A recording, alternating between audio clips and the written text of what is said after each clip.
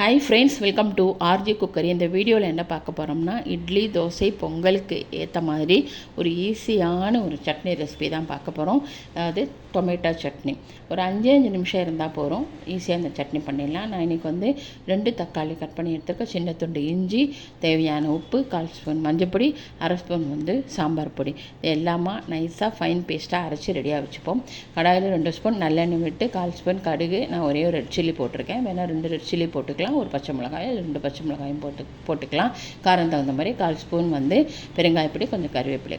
கடுகு வெடிச்ச பிரமாணம் அரைச்சி வச்சுருக்கிற விழுதையும் நம்ம இந்த கடாயில் சேர்த்துப்போம். நம்ம மீடியம் ஃப்ளேமில் வச்சு பண்ணினா போதும். தக்காளியோட பச்சை வாசனை போகிறதுக்காக ஜஸ்ட் ஒரு நிமிஷம் இல்லைன்னா 2 நிமிஷம் கொதிச்சா போதும். சர்வ் ஆஃப் பண்ணிட்டு கொத்தமல்லி தூவியாச்சுன்னா டொமேட்டோ சட்னி வந்து தயாராகிடும்.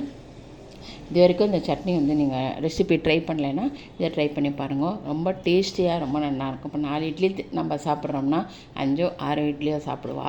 தோசையும் அதே மாதிரி தான். பொங்கலுக்கு இந்த சட்னி வந்து தொட்டுன்னு சாப்பிட்லாம். இது வரைக்கும் என்னோடய சேனலை சப்ஸ்கிரைப் பண்ணலைன்னா please subscribe my channel. Thank you.